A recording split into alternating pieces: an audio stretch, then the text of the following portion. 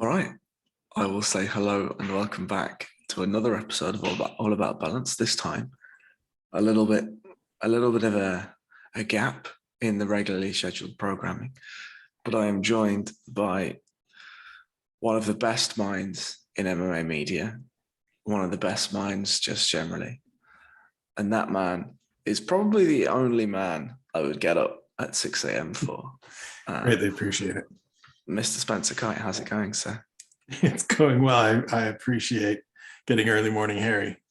Oh, you're very, very, very welcome. I even took a nap yesterday in the middle of the day. So did I. Are we getting old, Spencer? Is that what this is? I mean, I certainly am. I'm 43, so yes, I am. I can't speak for you. You still seem young and spry, and getting up and teaching jujitsu in the morning, and very hip living room decorated by your lovely fiance and things like that. I'm old. I'm washed, as the kids over here say. I don't know if that's true. I feel as though. I mean, it's. I mean, maybe we'll start there. Actually, like I think I'm 29 this year. Okay. I think I'm 29 this year. 29 or 28 this year. One of the two. And I mean, actually, when I was thinking about this conversation last night, I was thinking about time, like time more generally. One, because you're 8 hours behind, but also just time in the great expanse of things. And at 43 or 42, whatever you just said, what does time mean to you? As everybody that does this show with you says, that's a great question. It has certainly changed. It has certainly changed from when I was your age. I have a much greater appreciation of it now. And just personally, and I guess professionally as well, I'm far more judicious with it. Like I'm very schedule oriented. I'm very plan out the day, figure out when I'm going to do things, and when that gets thrown off, I can get thrown off. And I try to be pretty strict with that through the week and through my life, because there have been times when I'm not. And everybody needs those times when, you throw the plan out the door, and today just feels like a good day. Like tomorrow will probably be one of those days where whatever the plan was, it's kind of going to go out the window, and tomorrow might be the day that I finally spend 3.5 hours on the couch watching Denis Villeneuve's Dune, because I've been waiting to watch it.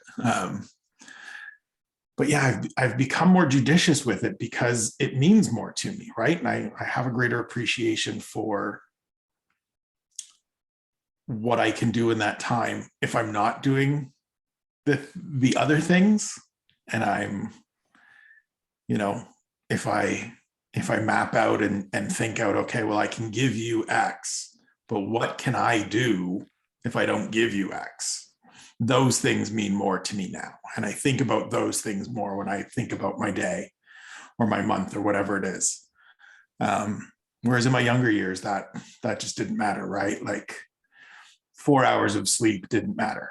And I've got to get up the next day and work didn't matter as much, because when you're 21, 25, 28, time is infinite still. There's still this, like, not infinite, but there is I've got lots of time to figure it out, settle down, make changes. And I found for myself that was a harder process than I thought it would be, and a longer process than I thought it would be.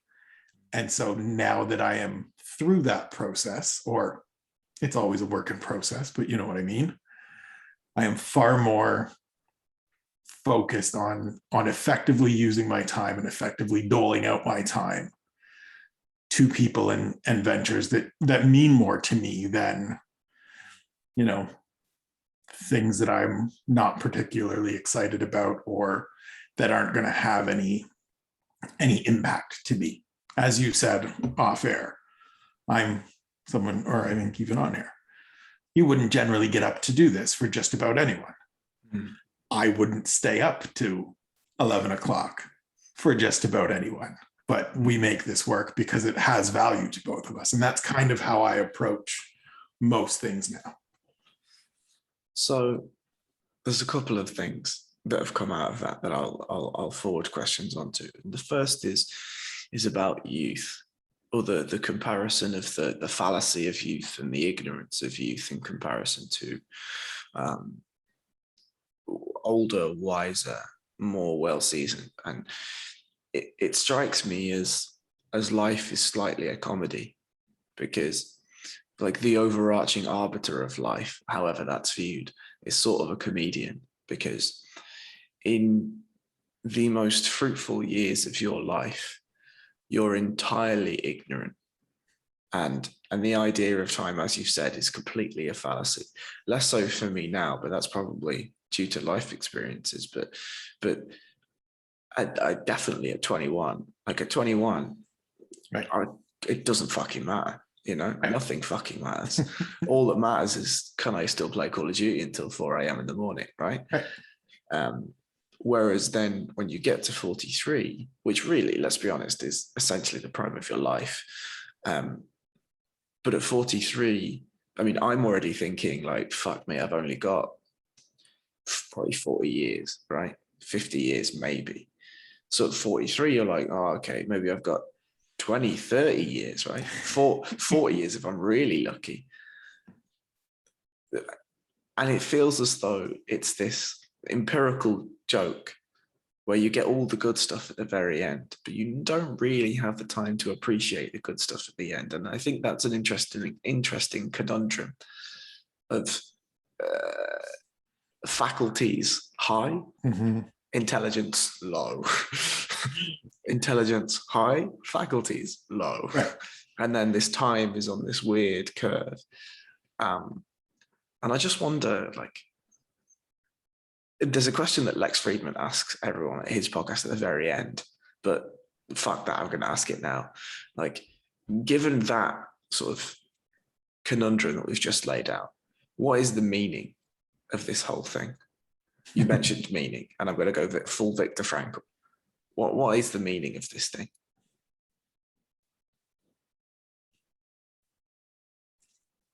For me, it has become moments and people. Things not so much. And that's a dramatic change from 21, 25, 28-year-old Spencer, who had no understanding of, who had no appreciation of people or experiences, but things were great.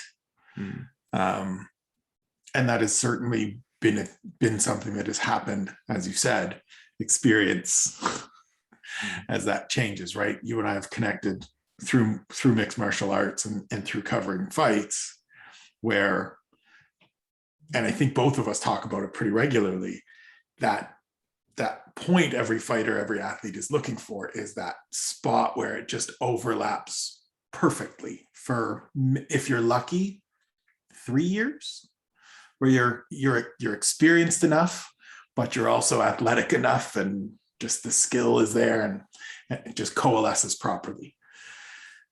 I think for me, I mean, I think there are some people as human beings in day-to-day life that overlap happens much sooner, or happens at all, and is something that they can prolong, and they figure it out sooner than others.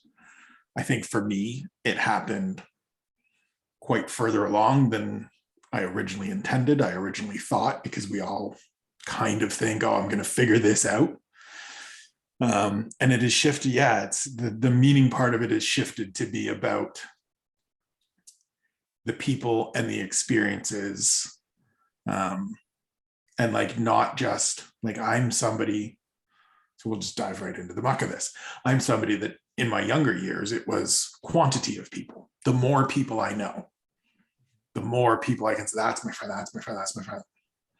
Now it's strictly quality.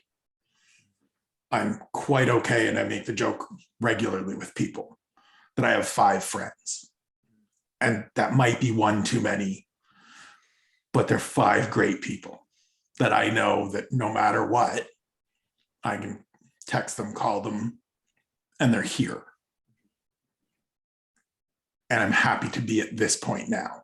This is the best point of my life, which, to what you're saying of the experience versus the fallacy of it all, I am in my best years. I wish I had gotten here much sooner because they would have been really enjoyable even earlier.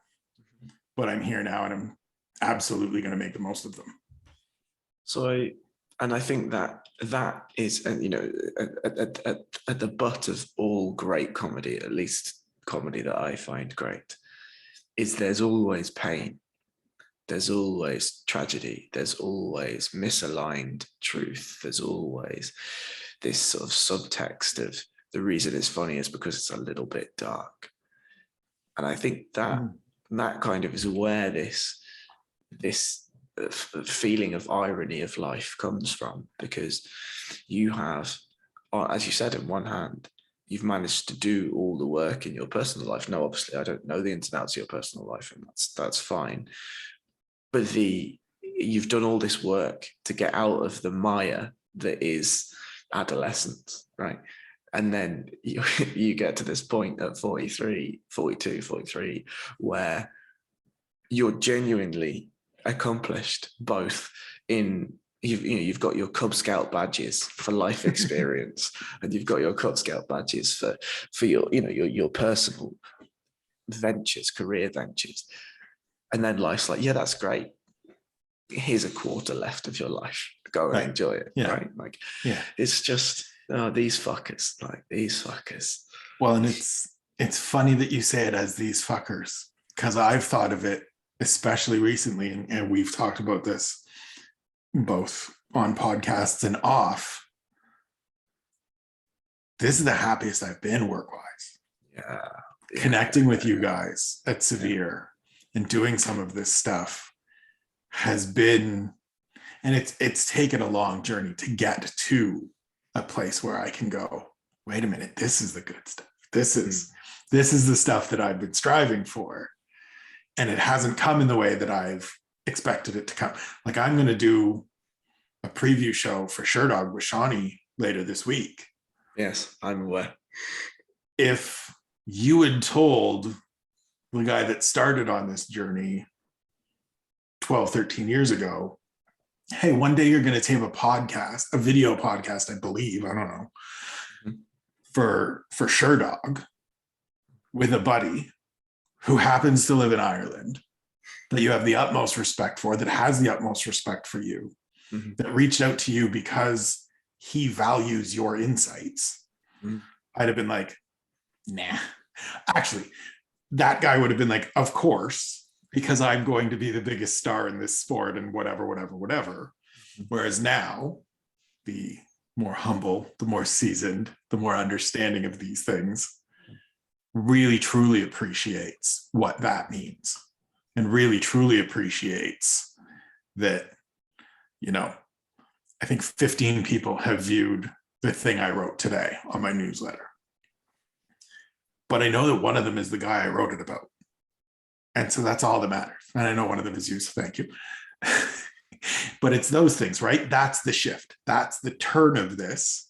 And to the irony piece you were speaking of the comedy of it, is that there has to be that decade of pain in between where none of it, like from the outside looking in, everybody goes, oh my God, you're doing this, you're doing that, you're talking to these people, it must be great.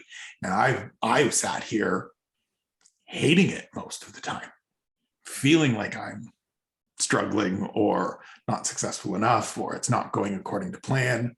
Whereas it took to get to, in my 40s and 10, 12 years in, to go, all of that stuff doesn't matter. This thing I do every Thursday is the most fun I have. And if that one fighter that you wrote about today reads the thing you wrote and gives you a like and gives you a retweet or whatever it is, that's the goods. That's the only thing that matters. So to me, the underlying subtext of what's being said, and you've kind of explicitly said it too, is if we whittle all that down, that it's about your ability, not the collective One's ability, yes. The one's ability, yes. One's ability to impart implicit and innocent value. So that goes full circle, both the innocent and implicit value that you can attain from people in transactions that are not biased in one or the other fashion, and equally vice versa, what you can give to the world, to other ones, that has the same precedent.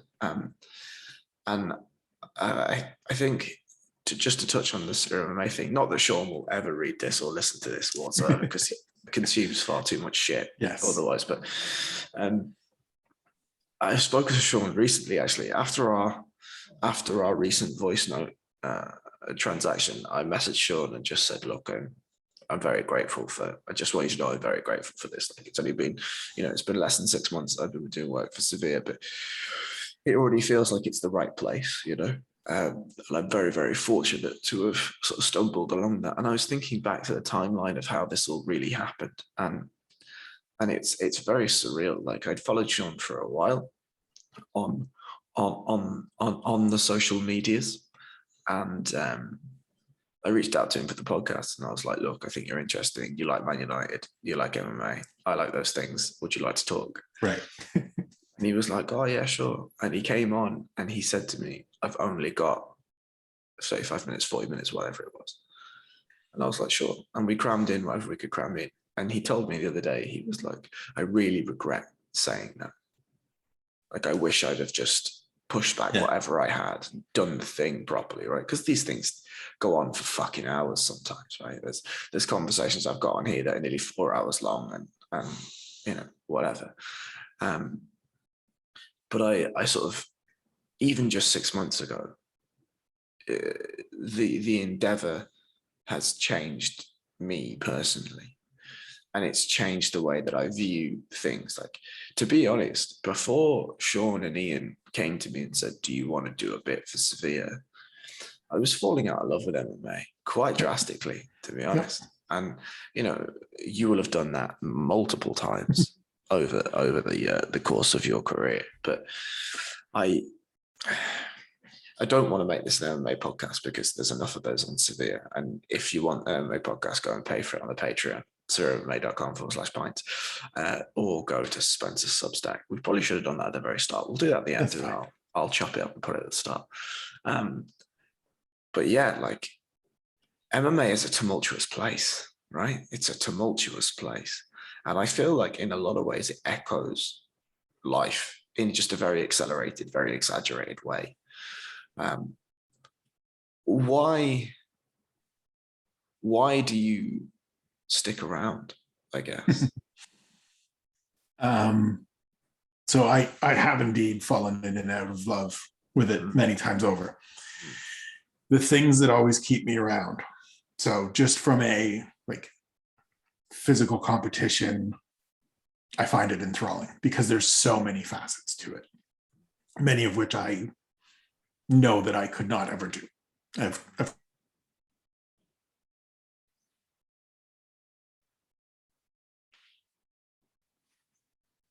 love the fact, and it's part of why I write about things the way I write about things. Every fight matters. There's no, it's funny. I've covered other sports and paid attention to other sports. Being Canadian, clearly you have to care about hockey at some point in your life. Yeah, we all used to. And so I've fallen out, as I fell in love with MMA, I fell out of love with those, because what do I care about the 56th game of an 82 game season, where as long as you're in the top 8 of your conference, you're going to make the playoffs, and that's what really matters. one of the things that I actually find impressive and really enjoy about football, soccer. At least there's relegation. Like at least there's a penalty for being terrible. And there's things like the Champions League where being great is rewarded. North American sports, we play this big long regular season, then you go to the playoffs and that's when it really matters, or you don't and you're just crap again next year, or you hope to be better. And it's just, it doesn't have, MMA has that. Every time somebody steps in the cage, it can be the fight that gets them cut, it can be the fight that moves them forward, it can be the fight that gets them a new contract where we see that they're XYZ. Like there's something to every one of them. But the biggest thing that brings me back and keeps me here is the people, the athletes, the coaches, the stories that they have. And that's been a shift. I don't think I appreciated that nearly as much as I do now. Again, just because of youth, because of inexperience, my own life, because of what I'll say of thinking about it the wrong way. They were, for the longest time, for a lot of time, interview subjects, athletes were just the people that had to talk to me. They don't have to talk to me at all. I get to speak to them. And so now the mindset is, I have a duty of service to these people to share this story, whatever it may be, good, bad, otherwise, how truthful they want to be, how in-depth they want to go, whatever I get from them, it is my responsibility to turn it into the best thing I can and present it truthfully and honestly with integrity the best way I can. And I like that challenge. I love that challenge. I love going into an interview and going, what am I going to get from this guy? What am I going to get from this girl? Can I pull this out of them? Because I know this thing. Can I get them to say it? Can we talk about it? Have we talked in the past? Can we build off that? And that dynamic of it has become so much more important to me. And so much of the driving force, like for years and years and years, it was, where do I measure up? What is everybody saying? All of that stuff. Whereas now it's, again, those 5 or 6 people that if one of them says, hey, that was really good, that means more than, 500 likes, 200 retweets, whatever, because those are people whose opinions I value and who know the work and who know what the effort is to get that, right? Like to have one of my mentors reach out and say, nobody's gotten this from this person before. Great job. Means more than a whole pack of people that I don't know, that don't follow me on Twitter, or that do, that I still don't actually know. They're not just internet friends, as my mother would call them, saying, clicking a little heart emoji.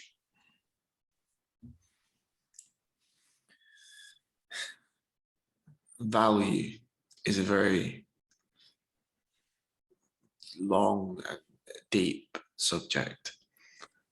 And value is something that is very attuned with what you initially discussed in terms of fights and what's lacking in other sports. I mean, football, soccer, whatever, football is something that's actually dramatically changed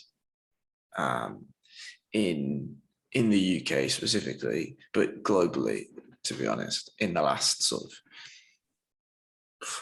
10 years, right? 15 years, and naturally so, but it's become now less of a sport that's, it's become less of a sport full stop. It's become far more of a business. But I used to have a season ticket for Manchester United, and I would go and I would travel from London a lot of the time when I moved to London to Manchester, and it was like a 12-hour day, it's a big old long trip around. And the thing that kept me going for the most part, was exactly the same as what you said. It was the jeopardy of the matches, right? Because those 3 points for a win or those no points Right. for a loss actually meant something in the grand scheme of things. Now, the value system that the fans were watching the game under were very different than what the owners were watching the game under. Right. But regardless, there was a value system and a jeopardy system in place. Now, those stands changed, and they changed from you'd see the same faces every week, and they'd ask you the same questions. How was the train? How's the family? How's this? How's that? Right. And those were, the building embers of a family, right? Of a community. My sister and her husband, they've had a season ticket a long time. And, the people that stand next to them in the stands went to their wedding. They still hang out with them now outside of the matches. And, there's a kindred spirit. There's a value system in play there. But to bring that sort of full circle, I think value is something that can only be determined. Again, the irony of life, it can only be determined when you understand what lack of value means and looks like. And I guess the five friends thing, I say that I'm in the same boat, really. I think there was a switch, and this I can't pinpoint exactly where the switch came, probably when my mother died, but the switch came to just life is about quality, really, in my opinion, and people can have different opinions, and that's fine. But I think the road that I have traveled, and seemingly the road that you have traveled, is one that you get to a point where you realize there is a finite amount of time in this. And the time that you expend out is time you'll never get back. So you might as well spend it wisely, right? Yeah. So first, I didn't know about your mother. My condolences. That's at fine. some point we will turn the camera around and sure. It's been years. Have an all about balance with Harry. One of the things I've spoken about a lot recently in therapy is community. And then kind of broken down smaller from community to family in terms of both, family isn't just your blood, it's who you pick to be your family. And it's a thing that you can only learn. I don't wish hardship on anybody. I don't wish challenge and struggle on anyone. If everyone on this planet could have a stress-free, struggle-free, happy life, that would be the greatest thing in the world. But for me, I only got to this point through challenge and strife and struggle and making stupid mistakes and dealing with a lot of stuff that changed the way I looked at things. And that's personal life, professional life, every element of it, to where now finally at 43, it all kind of fits together as a unifying overall, this is the Spencer approach to things, and this is what I value, and this is what I want. And it's value. And I think for me, part of why it has become so important is that I remember when it felt like that bank account was at zero, literally and figuratively, right? When you think you have all of this stuff and you think you have all of these friends and all of these people and everything is going great, and then you stop and look around for some reason, whatever it may be, and you go, wait a minute. Or for me, I went, wait a minute. I don't have any of this stuff. I'm at zero, and now I've got to hold. What the fuck do I do now? Now I need to. I'm too old to be at zero. And so now the last, 6-7 years of life have been all right, I was at 0. Let's figure this out and get this to where I like what's in my life, and I'm happy with what that number is, or whatever, whatever that value is, to where the things that years ago I would have just taken for granted mean the absolute world to me. Like, I saw, this is going to sound humble braggy, but whatever. I'm genuinely proud of it. I think this is the way that I wouldn't have been able to communicate it in the past. I was watching one of Saif Saud's stories on Instagram. Saif and I are fairly good friends now over the years of working with him, covering his guys. And he's showing, basically, they did some renos down at Fortis, go across the walls, all the pictures of everybody. And there's a picture of he and Alonzo Menafield that I recognize from being kind of the title image of one of the stories I did on him. And I just sent him a quick message. I was like, is my byline on the wall at the gym? And he's like, of course it is. I was like, dude, that means the world to me. And he's like, you mean the world to us. And I was like, literally, like, got off my phone, went and told my wife, big smile on my face. That's the thing that years ago, like, I've been published in magazines. I don't own copies of them anymore.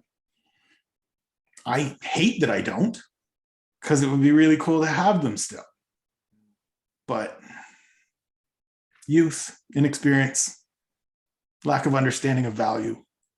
But I'm here now, and that's all that. And that's the other part of it, is I've gotten away from the what could have been, what should have been. We're just here, and all I can do is here and forward. So I'm going to challenge your innate kindness due to the soil with which you were born on. Okay. I completely disagree that we would or could or should provide people a life without challenge, without struggle, without hardship. I think that we absolutely should do those things. I think we should do them in a manageable way. I think we should do them in a way that is not overwhelming, or is bordering on the line of overwhelming, but never overwhelming enough that people lose sight, or the ability to lose sight. There's I'm not religious at all, but the bit, I suppose, that is often lauded about challenge when it comes to religion is, God only gives the greatest challenges to his greatest soldiers, and all that useless bullshit. But there is something to that. And whilst I don't like professing away the work to an entity that is not self, specifically when self is doing the work, there's something to that, right? If you're faced with a large challenge, whatever the large challenge is, right, and you're able to move through that challenge, you learn and gain something. I think that people that have very little hardship or very little struggle are often less seasoned, less wise, less experienced people. And that's potentially through no fault of their own. But, that's just my experience through this life. And I think, I completely disagree that we should create a world of no struggle. I think we should create a world of absolute struggle, because that is exactly what life is, right? Yeah. You look at your life now at 43, there'll still be struggle somewhere, right? Like that, regardless, you're not, I mean, maybe you are a multimillionaire, but no, exactly. No, but like, no. Yeah, no, I understand what you're saying 100%. And as in most cases when we speak, you are correct. No struggle and no challenge makes Jack a dull boy. Yeah, for sure. And there is certainly value, to use that word again, in going through things and experience and understanding in going through things. I think more for me, it's seeing people that can't deal with challenge. It's seeing people that can't navigate challenge and survive struggle. Like, I'm built to endure things. That's I've got 43 years of experience that says I'm capable and not just capable. But to see people who can't is one of those spots for me where, again, therapy comes in handy, because as I said, you're right. Everybody should face something. It's important. It is the best teacher. It is a terrific learning vehicle. It's hard to see people that can't deal and can't navigate. I feel though that maybe this is a slightly more absolute opinion than I thought I had, but struggle is it's impossible to avoid, right? Mhm. You could be the richest man in the world, but you're still going to lose friends. You're still going to lose family. You're still going to lose opportunities. You're still going to be presented with. I have this theory, and the theory is that, again, I'm not really a religious person at all, but I have a theory that, let's say there's an entity called life, right? And that entity of life is something that we have a relationship with rather than we are life. Like, let's say life is a train, right? And we board the train and we ride the thing until our stop or whatever. That's Jesus, that's very wishy-washy philosophy, isn't it? Forgive me, it's 7 a.m.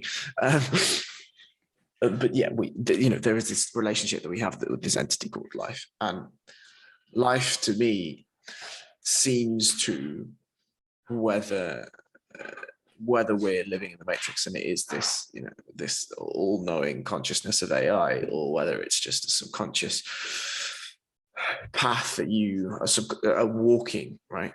I feel as though life will always put something in your path that will force you to make a choice, right? So the example I'll give is, I'll name no names, but a friend of mine had a girlfriend at the time, and she was using a lot of drugs, and she was using a lot of alcohol, and she wasn't sleeping, obviously, because of both of those things. And just generally, however, in her role, her role was a pretty important one in the government, and she wasn't doing the best at that role because of the factors outside of her life. And there were like minor inconveniences, literally minor inconveniences in her life, like, oh, she'd lose a phone, or she'd lose a key, or she'd lose this, or it just small, just fucking, oh fuck, like I've lost my key. Do you know what I mean? Like, Right. Just really annoying things. And then they would escalate and escalate and escalate. And sort of the midpoint of escalation was she got into an argument with a guy at a bar and threw his iPad in the river. And then he's looking for revenge, right? And he's not looking for it from her. He's looking for it from my friend, right? All the way up to the point of they basically get kidnapped by a drug dealer. And it's like, oh, okay. Life has told me that something is going wrong here, but I have a choice. Yep. And this to me is the relationship part, where you're being told this is wrong, but it's completely up to you as to whether you take that. Now, whether we believe in Sam Harris's thoughts on free will or not, and I'm not sure I have an opinion on those yet, but it feels as though, just to hark back to a couple of the points that you've made so far, is that, one, you feel stable in your decisions right now, and you feel as though you've made the right set of decisions to be in a place of peace, right? Not comfort necessarily, but peace. But you wouldn't have got there without the turbulence, without the tumultuousness, the myriad wrong decisions. Yes. Right. And I think, like, an overarching thought pattern to what you're saying about people that can't deal with struggle, I think it's just that they've had too much to deal with too quickly. I think everyone can deal with struggle, right? Because you're forced to. Everyone's parents will pass away. I mean, the majority of people's parents will pass away in the life that you are living, right? There are very, very unfortunate people that pass away before their parents do, but like, regardless, that is an event that you will have to deal with at some point. Now, the variables are vast of whether you have a great relationship with your parents, whether you don't, whether whatever, whether you're living with them, blah, blah, blah, blah. But regardless, the people that spawn you into this life will pass away, likely before you do. And you were going to have to deal with that at some point. Now, if that's the first struggle you're dealing with, boy, oh boy, that's a tough one to deal with. But if you're not, you become equipped. It's the same as anything, right? You're in a training room. This life is a training room, and you're acquiring skills. And you have to go out and use those skills. Right.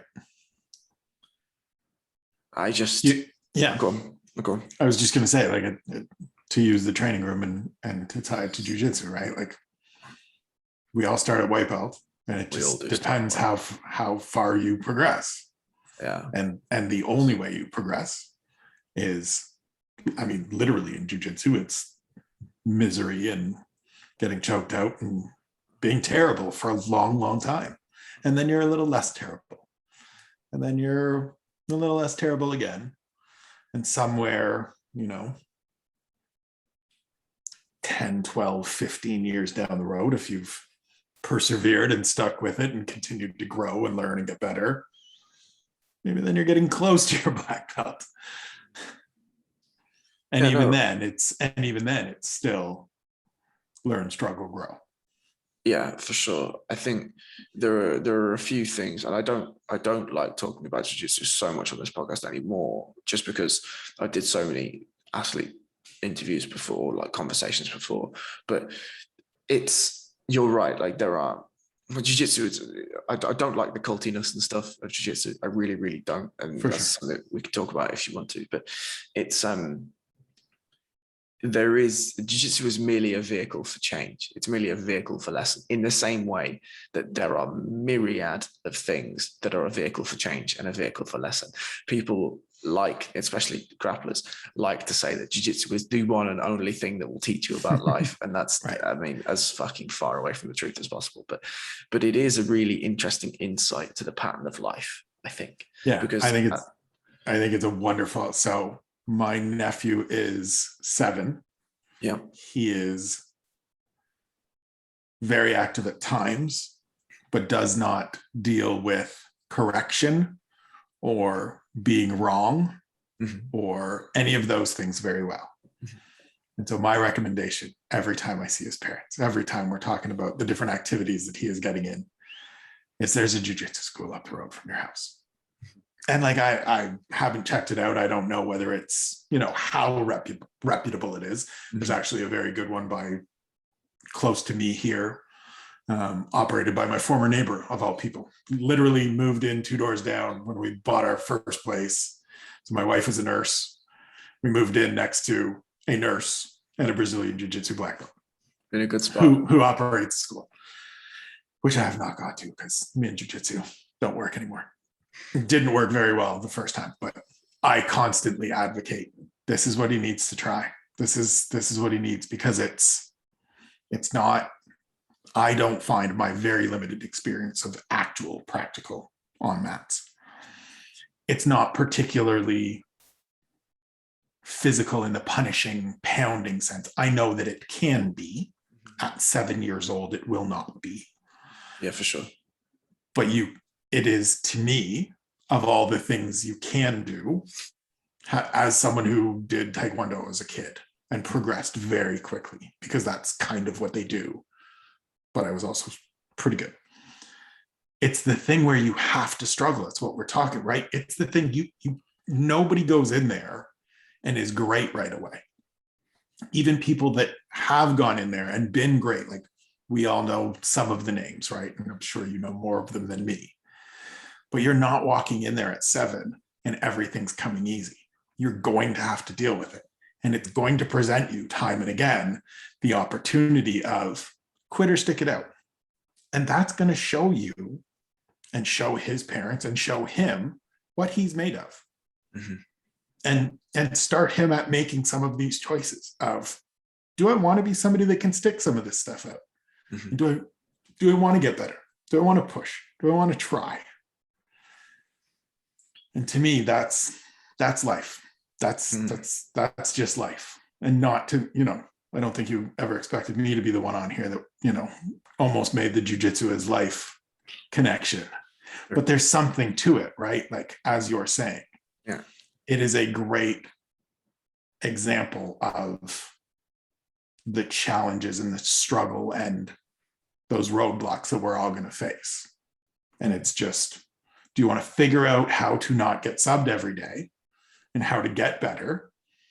Or do you want to just, hang the gi up in the closet from that time that you rolled for a couple of weeks?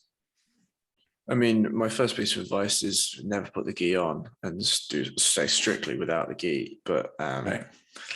But Duly noted. yeah, Should I ever think of going back? Yeah, fuck the gi. Okay. But at its very best, right? At its very, very, very best, grappling is playing. Yeah. Now, the struggle in grappling is learning how to play. That's really what the struggle is, right? And it's the same in anything. I come from a kickboxing background, similar to your striking background. I did it for a long time.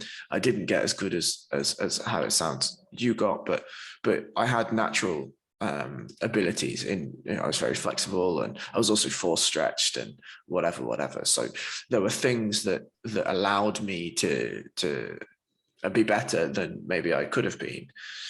And, I was still quite overweight at that point, but I was shown that if you can acquire certain skills, you can still succeed in certain things, irrespective of whether you have deficiencies in the same things, right? And grappling at an older age, I think, has shown similar things. But yeah, don't get me wrong, I moved gyms because I wanted to be in the best room I possibly could be in, so that I was getting subbed multiple times a day, right? So I could embrace the suck, as I say. Yeah, but that's a thing that is a wiring thing, right? Right. That's not everybody's wired that way. And let's be clear, I was not outstanding at Taekwondo. I was fortunate, same as most things in life, I was fortunate to be in rooms with very skilled people. And I am someone that wants to be, if there's people in the room that are better than me, I love it, because I want, that means I'm in the right room, but I sure do want to get as close to them as I can. And so I was fortunate. I mean, this is when I was young, was fortunate to be in a room with someone that actually competed in the Olympics, won a medal, Jesus. and trained with people that was their path. And so to have been around that certainly is part of a shaping thing. And like you're saying, change gyms to be in the room where it's not going to come easy, right? It's, we could tie it to any number of things that we talk about. We hear it from MMA people all the time, right? Had to leave this gym, didn't want to be the big fish in a little pond. Had to go and be a little fish in a great big pond. Mm-hmm. Works for some people. Some people also aren't cut out for that. And I think that's one of the very interesting things about life and where I'm at now, is that I'm looking for those people that want to be in that room where they're getting subbed out all the time, because it means they want to learn. It means they want to be better. It means they want to grow. I think from your point about your nephew, you're not a parent, right? Mm-mm. No. When something I think about when I eventually get there, from a very young age, I remember very vividly from about 7 years old. 7 years old is when life changed for young me. From 7, I was like, I would like to be a father one day, and a good one, and I think your point about your nephew, putting him in a room where he's going to be able to figure out just certain things about himself at that point, right? They're not irreversible things, just things. Right. And I have the same conversations with my sister. She has 2 young boys. One's Jesus, how old is he? 4 or 5. And the other one is 2, right? Super young. And I spoke to her about martial arts and whatever, and what does he want to do? And she's like, oh, he wants to play football. And I'm like, of course he does. He's English, whatever. Right. But she spoke to me the other day and said he wants to start powerlifting. And I'm like, the kid's 4. What the fuck's he know about powerlifting? What the fuck are you talking about? And it's because he's seen one of her friends. She's a semi-professional powerlifter. And he's like, I want to do that. And I was like, okay. She said, what do you think? And I was like, don't let him lift anything crazy. He'll destroy his fucking body at 4 years old. 4 years old. Yeah. but he's like, he wants to do push-ups and he wants to do pull-ups and he wants to, Cool. do sprints and all this stuff. And I'm like, yeah, why not? Like, Sure. why not do it? Yeah, why not? And she's like, what do you think about boxing? I was like, no, don't do that. Like, don't do that. She's like, why? And I'm like, because look at me. Right? He doesn't need to get hit in the head at all until he's a lot older. But I think I've tangented massively there. But I think one of the things that I'd love to promote into my children, if I'm fortunate enough to have them, is that I would like to create a system of play.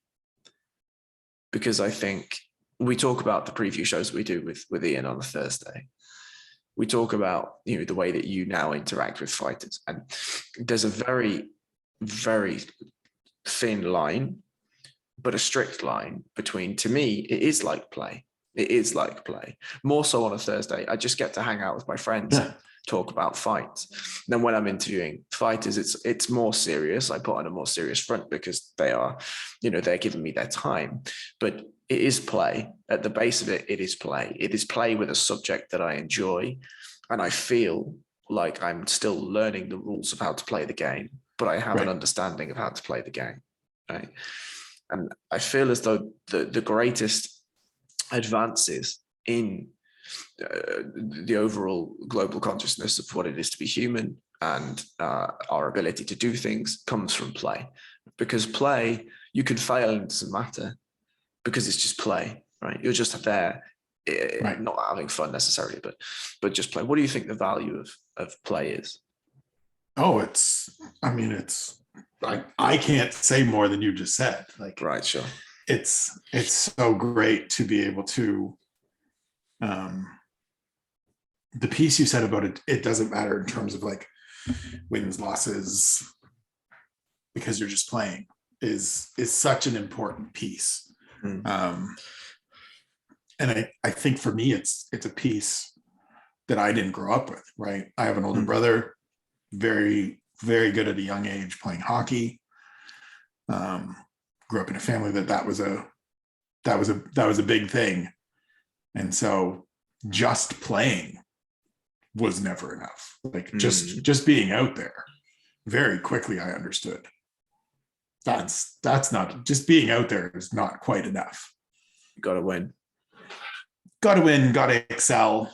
And that for us as kids and growing up and in life in general, translated over, right? Just being a part of it was never enough. It has to be at certain levels. It's a very difficult thing to maintain in life. Whereas when you think of things, and like, I hate the whole, find a job you love and you'll never work a day in your life. Bullshit. I love my job. I work hard every single day. But to what you're saying, I also get to play around. Like, I get to play with words all day and not just Wordle. But it's such an important part. There's a great Dave Grohl, big long quote.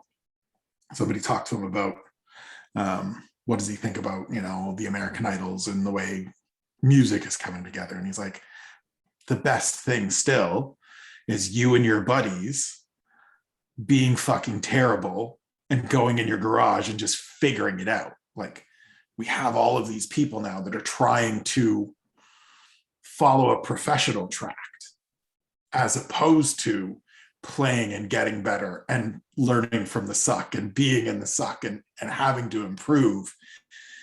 And to me, that's one of the most important parts. Like, it's so important to let people struggle in that regard and figure stuff out in that regard, and just it not be like, it's so funny, right? We look at, again, kids, I don't have any, but have watched nieces and nephews and friends' kids and stuff like that, right?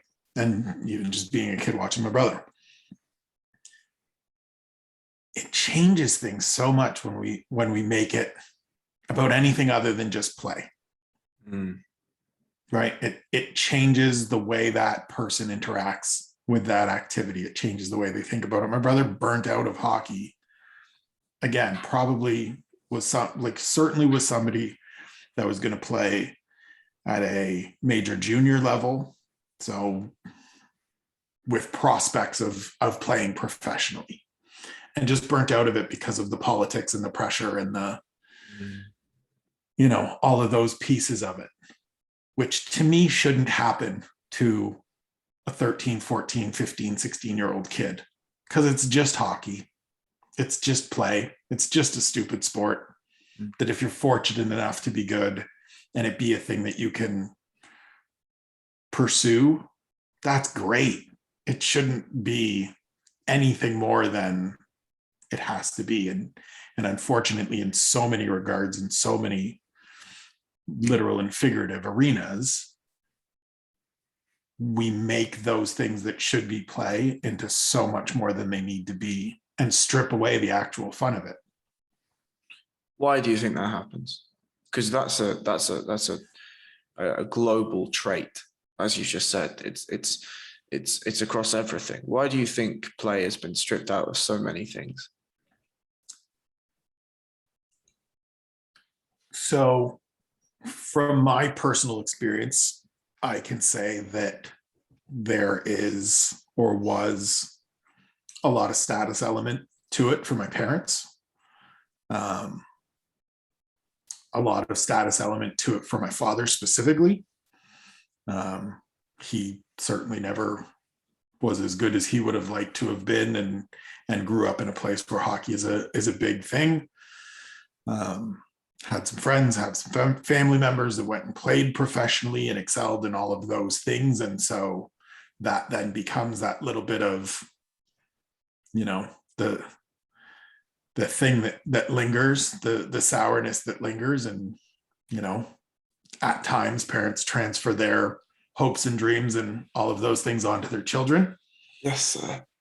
And then some of it too, for him and for them, became, so we lived at a time for some time in a very hockey ravenous city. It is the biggest thing there. It still is now, though I haven't been back in years.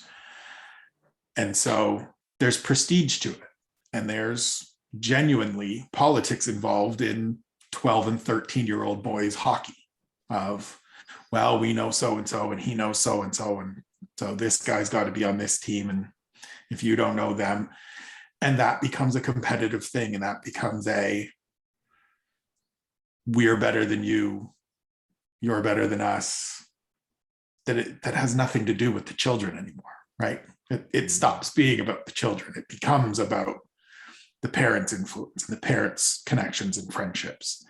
And taking it all the way, expanding it out, back to something you said about football earlier, a lot of this stuff has stopped being just sport, right?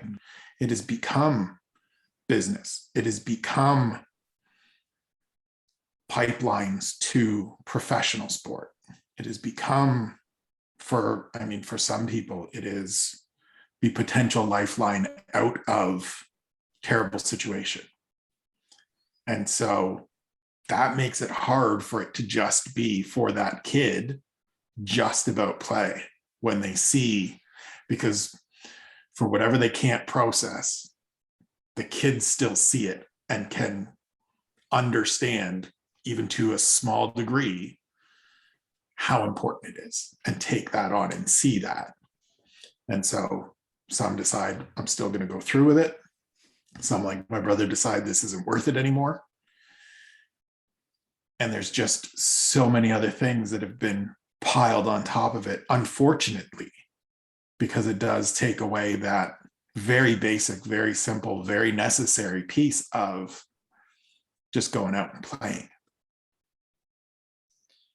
There's an innocence that's stripped away, right? And we discussed earlier that one of the points of ascension in life is when you're able to understand that if you're emitting and receiving innocent contribution, innocent value contribution to the sphere that is the world, then that is a great place to be. And it feels sad that there is, even in the professional game, in a lot of ways. Like you take football, for instance, or MMA, less so. It's very difficult to play MMA. But, there are sports, hockey, whatever, that you don't get to play anymore. Not really. You get to attend and you get to be a part of, but you don't get to play. I take football something that obviously I've grown up with and is in the fibers of my being, I suppose, given that, I'm white and English, British, but it's something that, the managers of these teams, the coaches of these teams are not thinking purely in terms of play style. They're thinking, who's going to get me a result, right? And there's something that is extremely sad about that. If you look at Barcelona had an identity, or at least finding an identity under Xavi. And that was a very specific style of play. That style of play was created in La Masia. La Masia is the youth academy for Barcelona. And there was a disconnect over the last sort of 6 years. And that disconnect was the kids were playing a certain style in La Masia. And then they got to the pro team and they were playing a completely different style of football. And they wondered why it wasn't going well, right? They wondered why the play wasn't good. The play wasn't right. Now, under Xavi, they've gone back to the La Masia style. And there's a couple of kids there, sub 21-year-old kids. And they're destroying people. Why? Because they're just playing. They're not playing with the burden of result. They're not playing. I mean, I'm sure they are in some fashion, right? They're playing for Barcelona Football Club, for fuck's sake. Like, you can't not win games, but it's about the style of the game that you play. And we talk about fighters. One of the things that we love about fighters is a specific style, or don't like, right? Is a style of fighting. And when you say style of fighting, to me, the person that arrives the first in my brain is Anderson Silva. You talk about style for fighting. It's Anderson Silva, right? Right. And I think that something that we as social members of our community is something like, I take grappling very fucking seriously, probably more serious than anything else. But I still try to play as much as I can. In my drilling sessions or whatever it is I'm doing, I take it very seriously. I'm not playing at all. Well, that's not true. I'm playing in some aspect, but then in rounds, in actual sparring rounds, I'm trying to play all the time, because the expanse with which you're able to learn is vast. And I guess my actual question that I wanted to get to before I'm warming up now, which is, as you can see, I'm tangenting a lot more. It's 7:45, I'm warming up. Is my overarching question is, why do you think humans allow ego to strip out play?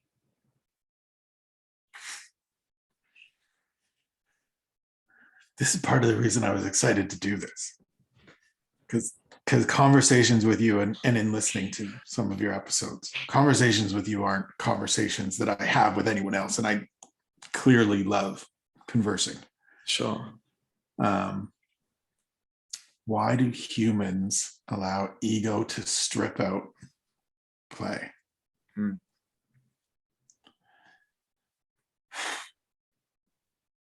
I mean, my immediate answer is because so many people are controlled by, and control probably isn't the right word, but driven by, pushed by, focused on ego above all else, right? It becomes, so again, can only speak for my own experiences. I know in watching my preternaturally talented brother in many, many ways, excel in many different things, the tremendous ego boost that his success in whatever it was he was doing provided my parents. And I think there are plenty of people that's what it is. It's a residual, a secondary, a through someone else. And at times, you can't get that performance reward, whatever it is, that provides that ego boost, that provides that chance for you to puff out your chest and look at my boy. If it's just play, if there's not something at stake, if there's not something that you can measure it by, if there's not something that you can then lord over someone else. And for me now at 43, having worked to unpack some of these things, I've come to learn that lording over piece is both like, it just, who the fuck needs it? Not me. Some people do. I certainly don't anymore. Did for a long, long time. But I've come to, as we're talking about, not care about it anymore and would just like to continue playing. It's way more fun doing it this way, just playing, where the stakes are, there's really not actually stakes for me anymore. I do my work, I get paid, I'm secure in my job. Great, just have fun. And I do the best work when I'm just playing. And so I think that's the piece of it, is that too many people, too many adults, grown-ups, parents, whatever, tangential people other than the actual participant, tie themselves to that other person and their achievements to themselves, and can't separate and can't just go, doesn't matter, it's not me, it's not about me, it's them, and they just get to play and not have it be, I get to live vicariously, was the word I was looking for earlier that I couldn't get to. I get to live vicariously through the successes or failures of my children or whoever it is that I'm kind of using as my avatar in this thing. So we're going to get onto AI and avatars and metaverse before I let you go. But sure, I have a lot of empathy for that situation, though, because as parents, you're in it. I mean, I'm not a parent, I can't say, but I suspect that you want to be innately proud of your children, right? And it's so easy to have that ego trick to say, well, if I push child X to reach level or status Y, that means I can be proud of them. And of course, like, don't get me wrong, like you can be proud of your child if they, trip over your own laces and fall face first onto a football field or a hockey pitch or whatever. Like I played hockey for a number of years. I was a very good skater, but a horrendous hockey player. Fair. Right? Yeah, I went to all the training sessions, I did all the thing, and I was useless, absolutely useless. I had no tactical awareness. My stick control was awful. I just felt so massive in all the pads that I wasn't able to be agile and whatever. But look, yeah, I could skate, right? So I got game time for just being able to skate. Right. So I was just a runner more than anything, right? I just go and hustle people rather than I do anything useful with the puck. Right. But it was fine. I had great fun, I had great fun just smashing into people for fun. It was brilliant. I had loads of fun. But one of the reasons I enjoyed it is my mom didn't have a clue about hockey. Right. So she just took me and I did the thing. And then she was like, you need to shower. Right. And that was the summation of the conversation. He seems to be having fun. Right. Great. Right. And I think though that it's a very thin line. We're leaning all the way left on this about just promote play, just promote this and promote this. But to lean sort of more to the center, I think it's important to teach your child the value of being competitive, taking it seriously, 100%. and being the best that they can be. Now, how we do that, I think this is where the difficulty comes, right? Because just sort of mapping this and just generally having this conversation now and exploring my thoughts as they are live at 7:51 on a Tuesday morning is, I think we want to, at the very epicenter, the very core scaffolding, the very core foundation of the house that is life, should be about play, right? Like we should approach life. The phrase that's ringing in my head is coming from Imogen. When she got back into floristry, she was like, I get paid to play with flowers. Like, this is great. Right. Right.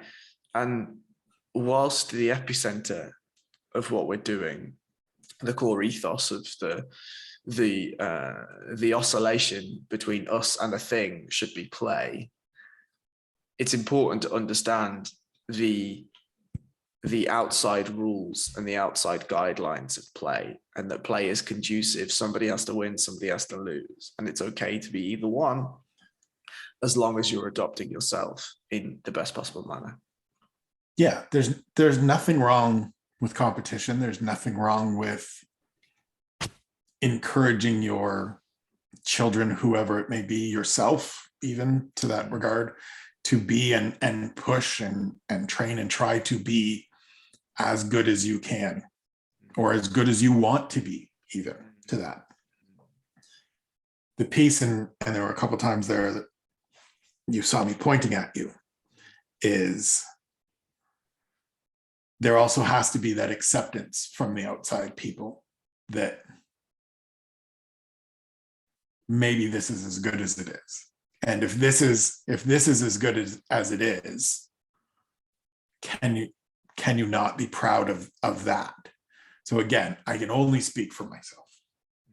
Grew up, expectation was you are going to be honor roll students. There's no, like, you are getting an 80% average in across classes. An A student, a straight A student. Right. You are not going to not do that. Mm-hmm. Sure, but there's some stuff I'm not good at.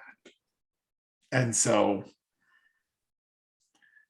is it not possible to still be proud of if the child gets 78% and not 82? Still did pretty darn well. And so that's the piece to me, right? Is the managing the balance between expectation and how that pride and that everything is connected to it, and how that's then connected to the play piece of it that we're talking about and the competition piece of it. It's all this mesh. And I think if you keep play at the center of it and you do a better job of, or a good job, I should say, of setting reasonable expectation and setting, or ideally zero expectation, and then you just sort of figure it out on the fly as you go, then it can be great. And the ego doesn't have to attach to it, and it doesn't have to be any of that challenging stuff that we've talked about. But too often in my experience and the people I've been around, those unfortunate parts always seem to creep in and sully the experience for whoever it may be. And that's hard, because I think as we've talked about and as we agree on, there is something really just both childlike wonderful and just generally pure about whatever it is you're doing is still just play. Yeah, and I'll use this as a segue to move us to the metaverse. Like, I think I've thought a lot about AI and the metaverse and whatever.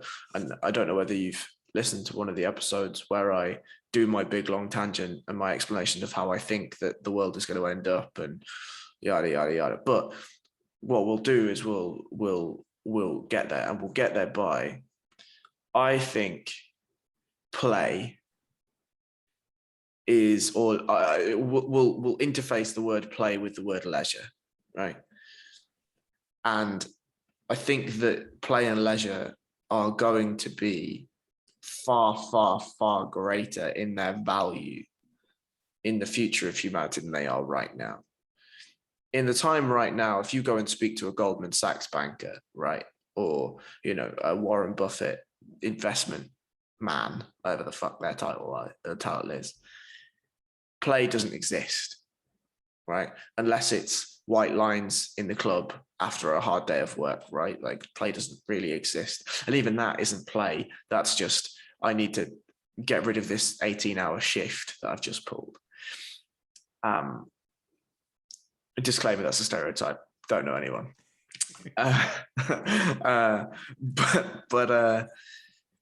Yeah, like I feel as though we're moving to a skills-based, a more arbitrary skills-based, a more pure skills-based economy than we have right now. I think the knowledge of maths and science and these things are going to be obsolete soon, given that we are building engineers, metaphysical engineers and software engineers that have a far greater and will have a far greater understanding, speed of computation, and ability to create science and maths than we will.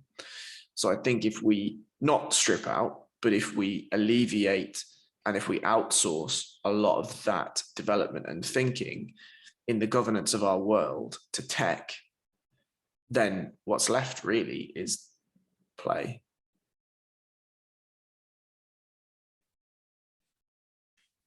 Discuss. Yeah. Yeah. So it's one of those things that I don't spend a lot of time thinking about, because so much of my experiences in life are tangible here, not anywhere else. I came just ahead of big gaming push, and especially big online gaming push.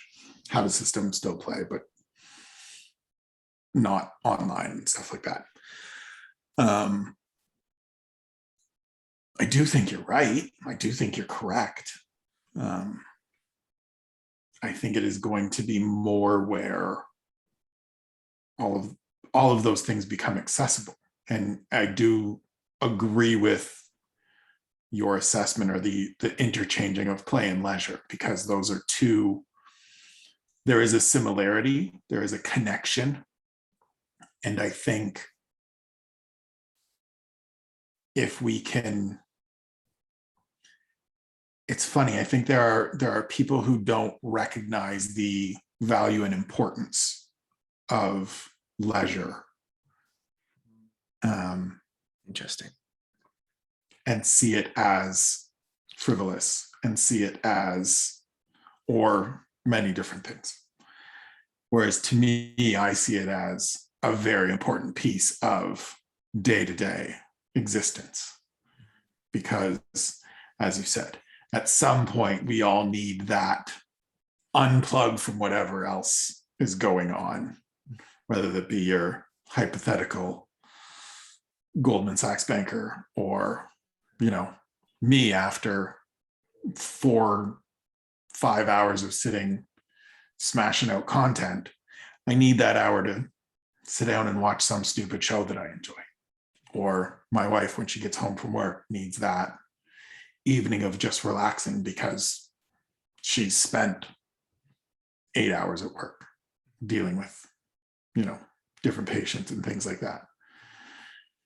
And so I do think it is a way, and clearly it is where we are headed as a people, as a society, as a world, is into even greater tech and into even greater online digital existence than now. And I think you see some of that, what I'm talking about, that got you to do the interesting, coming out from older generations that don't quite understand it the way others do. And so this is going to be a very interesting time going forward, to see how all of those things kind of coalesce and clash over these next, whatever it may be, 10, 20 years. I'm gonna play a thought experiment with you. I've played the same one with many people on this podcast specifically.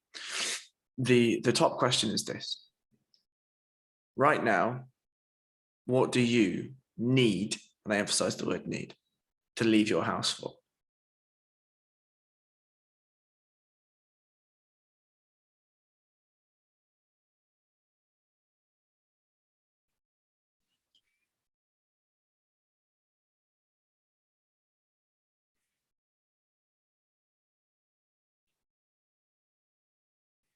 Interesting. So my answer is I need to leave my house for human engagement that isn't my wife or the people that come into my home. Because for me, there is something far greater to a relationship and to a connection than just WhatsApp. And I love WhatsApp and I love texting with friends. I fucking hate WhatsApp and texting. I love it for the ease of it, right? Like the simple connection of it. But like tomorrow evening, so Tuesday evening, now officially into Tuesday, here we are. This evening, I will go and play basketball for a couple hours. I need that couple hours. I cannot play with 12 other adult men at my home. I need to leave my house for that. But there's very little else that I need to. And I think we are trending towards even less need for most people. I have one of those jobs where, and it's funny because for the longest time, and so prefaces, for 8 or 9 years, I worked for a newspaper based in Vancouver. Actually, yesterday was the 12-year anniversary of them actually giving me a job, which we celebrated and had some misty-eyed moments about on Facebook. It was lovely. But I was never, I never had to go into the office. I was freelance, wrote online, did my thing, send my copy, right? It's a very easy digital medium. But about once a month, once every 2 months, I needed physically for myself to make that trip in, to see those people, to be in those rooms, to be in that hustle, to have the people there look at me and go, who are you? What do you do here? Oh, I'm the MMA guy. Oh, you're the MMA guy. All right. And have that contact. I think I am part of the generation that will never quite fully go digital and never leave the house, never feel the need to leave the house. But I know that's where we're going. I see that's where, and I understand it, and it makes sense. But I will always need to make that trip into the newsroom once every couple of months, or to go out and shoot hoops on Tuesday nights. Yeah. I think it's dead.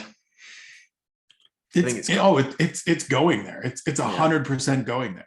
Yeah. Because like, as dumb as this, not as dumb as this will sound, as funny as this will sound to some, there are times when I would rather go and order the sandwich in person and have the conversation with the guy at the deli counter who recognizes me because I've been in there a few times, than to just pull up, skip the dishes, and bring something to my house where they send me a text and say your courier is about to deliver, and then my doorbell rings 5 minutes later and bingo bango, here's my food. Because there is something to those interactions, those experiences, the going out and just walking through that store on the way in and on the way out of the other things that I want to look at and end up catching my eye, that I do still enjoy.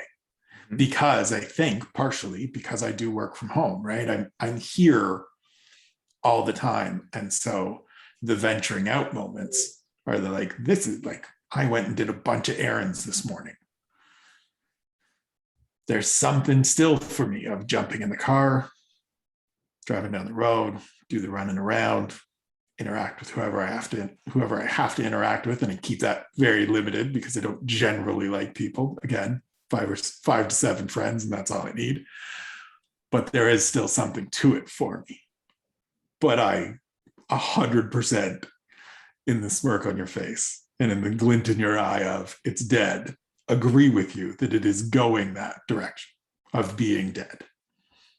I think maybe instead of the word dead, I should say it's been replaced. Yeah. Like, I feel, or at least the way my brain maps this out, is 50 years ago, you'd have needed to leave your house for quite a bit of stuff, right? Maybe the milkman would drop you off a bit of milk and a paper in the morning, right? Maybe. But outside of that, groceries don't get delivered to your house. Amazon doesn't exist. You don't get books unless you go to the library. You don't get letters. Oh yeah, you might get letters from the postman, right? You might get letters from the postman, fair enough. But you don't go and write away and all of a sudden clothes appear at your door. You have to go and buy those, right? You don't go and you don't have an internet. You don't have a job that provides you with this, right? You don't have this. Yeah. Our relationship covering MMA between me and you. I'm not friends with someone that lives in London. Right. Or if you are, you send 20 letters a year. Yeah. Right. So gonna start sending you postcards just to keep you analog for a little while longer. Do it. I mean, I'm not saying I support this, by the way. Right. I'm just saying this is the way I think it's going. Okay. We have been whittled down, and I think the pandemic, specifically for people like you and I who worked from home and that weren't put on furlough or anything similar to that, realized there was this big switch, I think. And people were like, oh, I don't need to leave my house. Yeah. Right. The Deliveroo man will just bring the food to me. And the Tesco grocery man will bring the food to me in a big truck. And the Amazon man will bring me all of this useless shit that I don't need in my flat.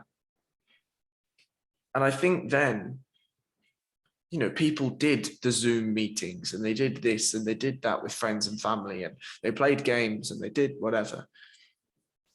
My thought is, if the last strand that you can think of as a man that still is wired analog, predominantly wired analog, right?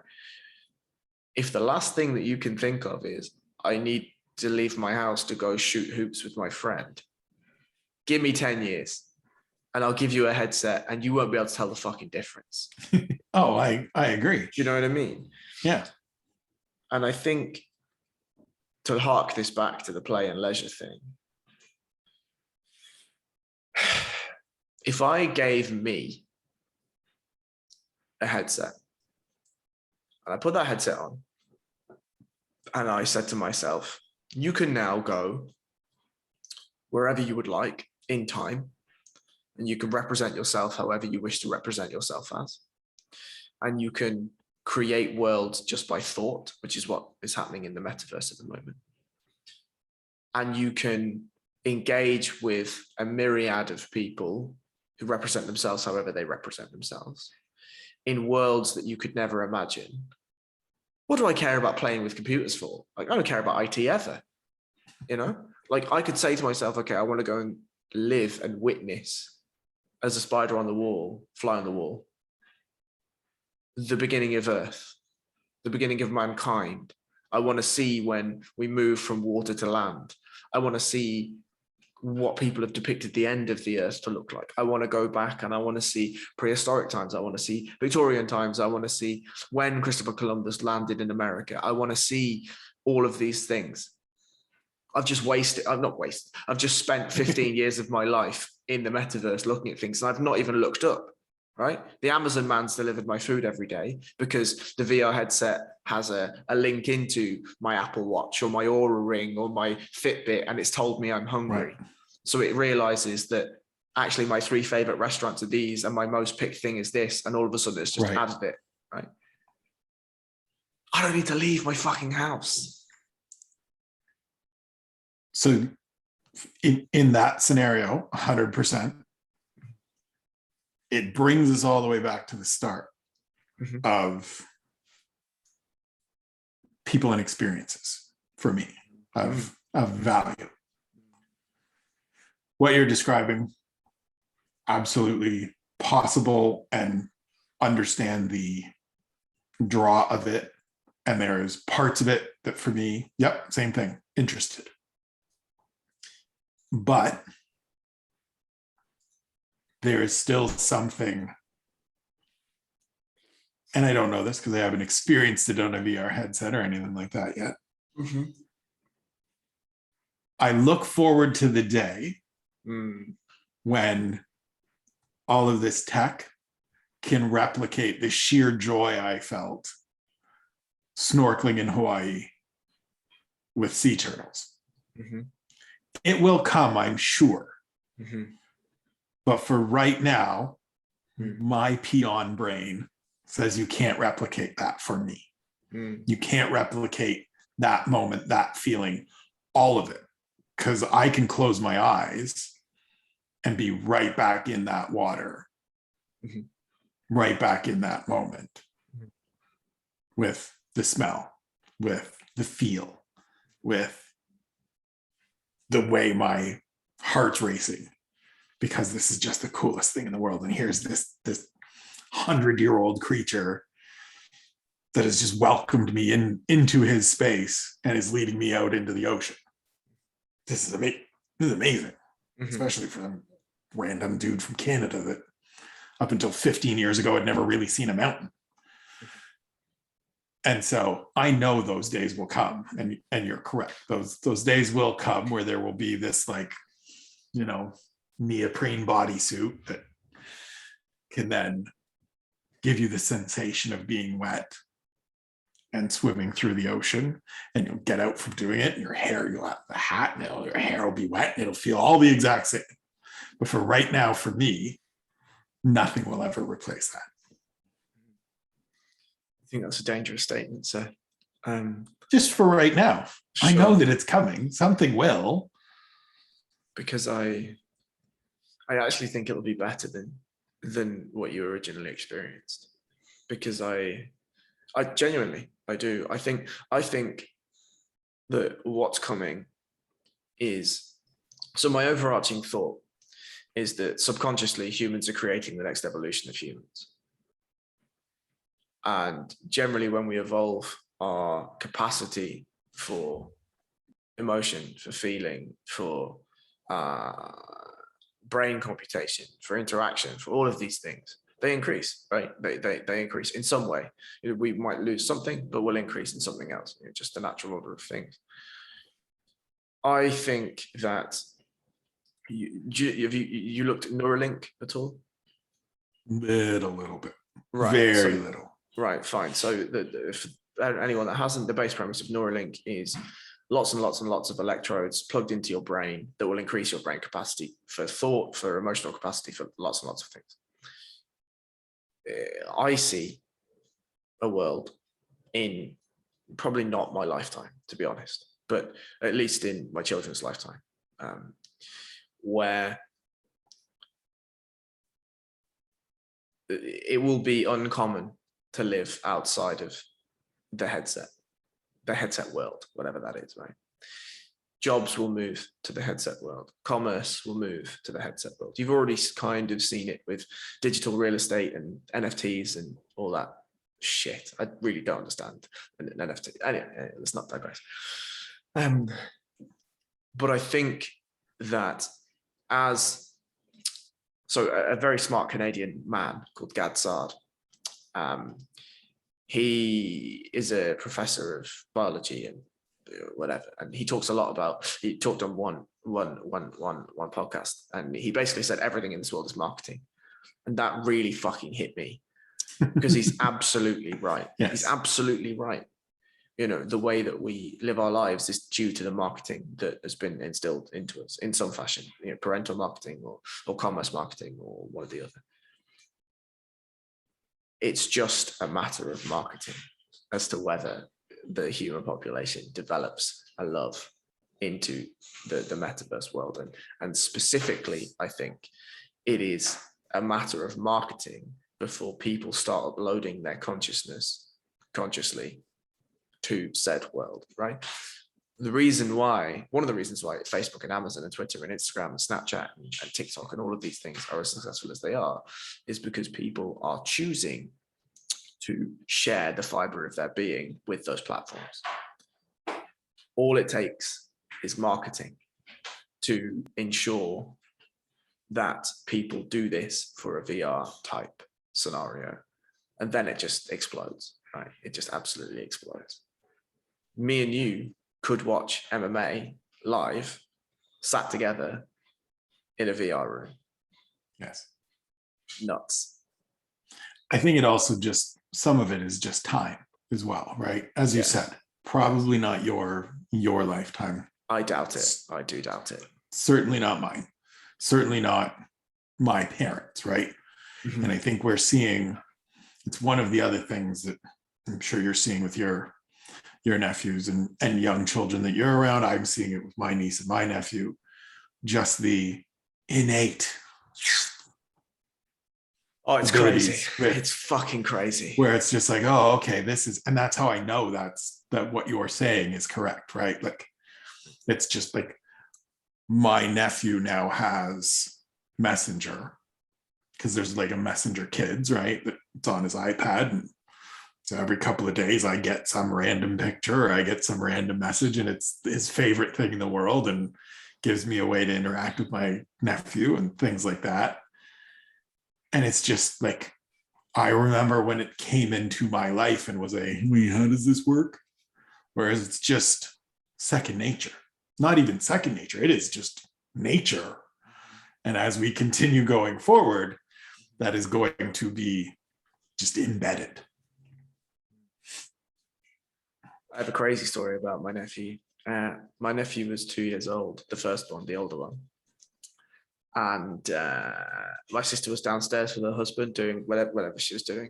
And they'd left George upstairs to watch TV.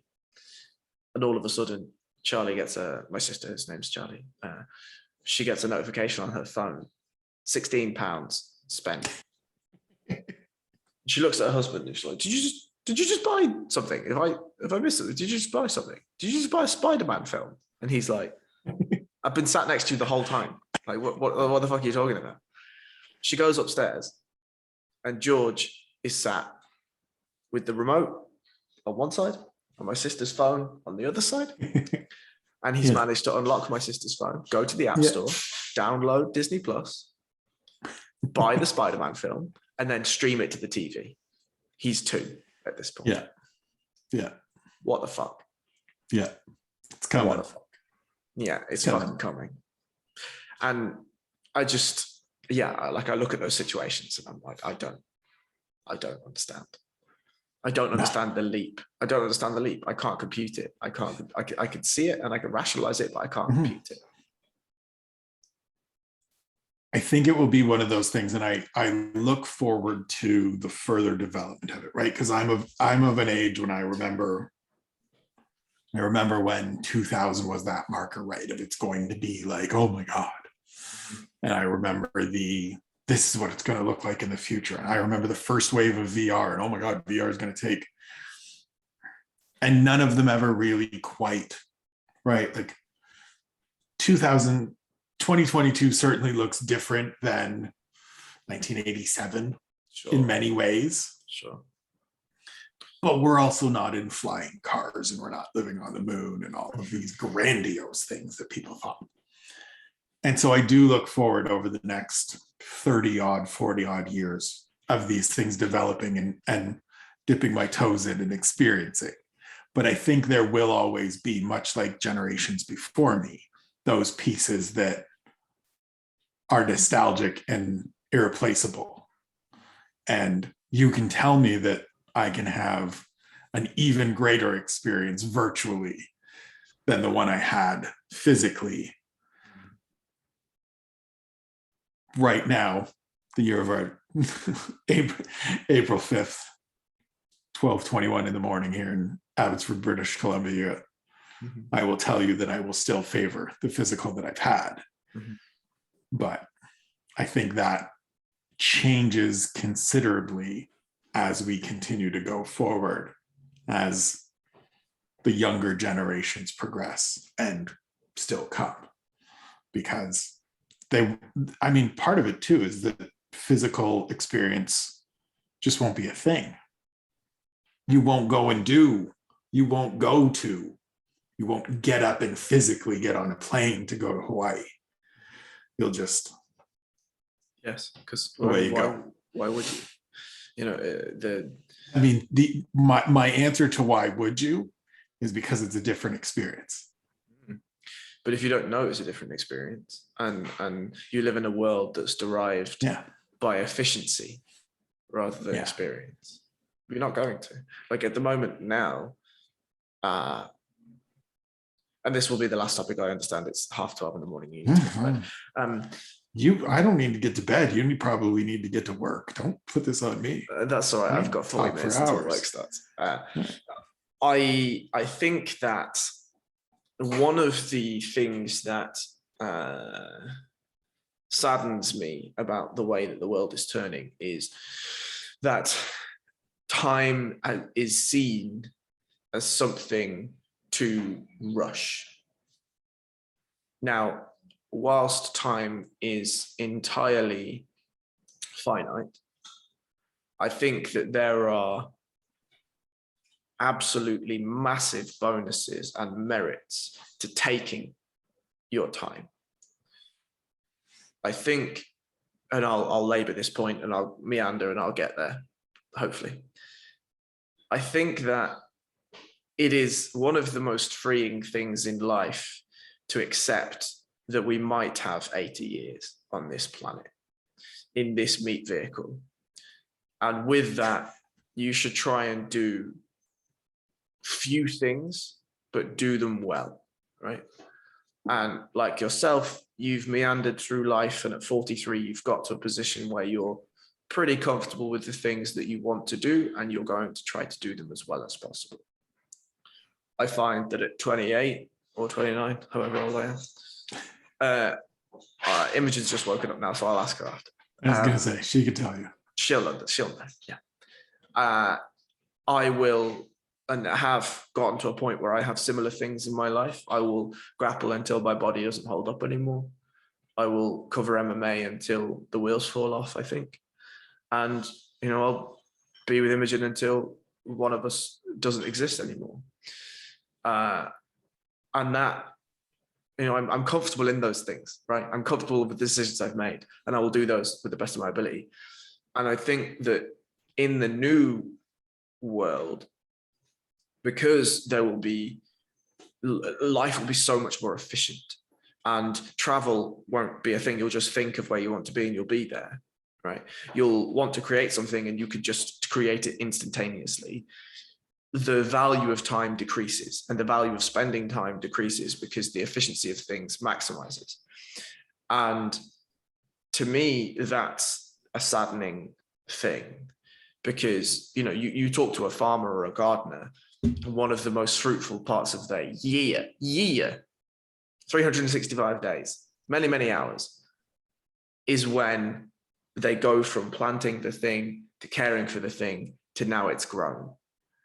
That, I think, will fail to exist. And I think it's failing to exist right now. Like you've said, and you touched on this earlier, I put an article out, I tweet it, I then check back 15 minutes later, and I'm saddened because it doesn't have 500 likes. Now, maybe that's not the position you're in now, but that's certainly a position I was in when I started this podcast, right? I'd push the podcast out 9 a.m. on a Monday. At 12, I check it, and I'm like, it's got 15 downloads. It's a failure. Right? It's been out for 3 hours. Lads haven't even fucking opened up their phones yet, But I feel, and this is a topic we'll wrap up on. how do you feel, having gone through eras of time efficiency? How do you feel? And this is, I started with the same question. I'm going to finish with the same question. How do you feel the value of time has changed and will change in the future? So I think you're right that there is going to be, I think there is less of an appreciation and less of a desire for valuing time. We all, not we all, generally, globally, royally, we all we think we want efficiency. We think we want the fastest possible. But the thing I've personally come to learn and come to appreciate over my years is that, much like you're saying, that it saddens you that that sort of appreciation of time is going to continue to decrease. I'm the same, because the things that I quite enjoy and value the most are some of the things that take time. Don't get me wrong. There's something lovely about watching a program that doesn't have any commercials, or being able to, DVR something and just fast forward through the adverts because I don't care. But I can tell you that the best conversations I have are long conversations like this. The best meals I have are ones that take a great deal of time and care to be made, and then are enjoyed over a long period of time with great people, usually great wine or great drink of some kind. The experiences I've had have all been the ones that I've enjoyed the most, are often the ones that took me the longest time or were the hardest to get to, right? I'm again tying it back to where we started. I am happiest now, most content now at 43, having a greater appreciation for the time it took me to get here, for the time it takes me to do the things that I enjoy, for the time that I invest and choose to dole out the way that I do. And as we continue to move towards not caring about those things, and I mean, we see it in everything, right? It's quantity, not quality. It's first, not best.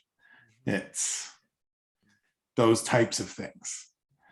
I'm still going to be that person that wants best, not first, and that wants, I know you put the time in, and that's why I appreciate it, rather than, well, you got this out to me.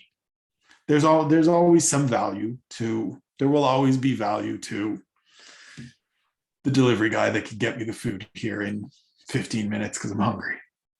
But I will always appreciate and enjoy that meal that sat and took an hour to prepare, or 2 hours to prepare, whatever it may be.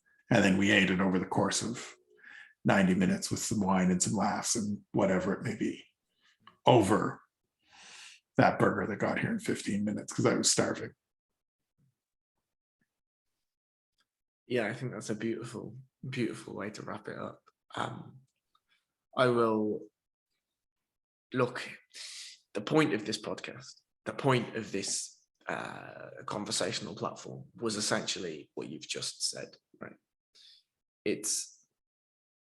Whilst I can accept and foresee the way I think the future is going to go, it doesn't change that I think conversation specifically is going to be one of the first things to go, or is one of the first things that is going. And that saddens me greatly. So I will thank you extravagantly for your time. I know that you're a man that is very scheduled. I know that you're a man that takes pride in that schedule and sticking to that schedule. and for you to still be up at 29 minutes to 1 on a school night of all things, it means a lot. So I will say a massive thank you to you, not only for spending the time, but also for being who you are, for being a massive help to me in the very short space of time that we have known each other. And that, I hope, will be reciprocated in some fashion in the future when I'm less of a white belt. And just genuinely a great thank you for you. It's already being reciprocated. It's already being reciprocated. Yeah, listen. This is the thing. Yes, I am a man that loves schedule and values time. As I said off the top, you are someone I will forever make time for. These conversations are things I will forever make time for. This is the good stuff. This is you are someone I need in my life, sir. This is the kind of things. This is the kind of thing I need in my life. Oh, well, look, this won't be the last. Look, I was about to say this won't be the first, but it will be the first. It will absolutely. It is the first. It is the first, yes, but it will not be the last, sir. Thank you so much.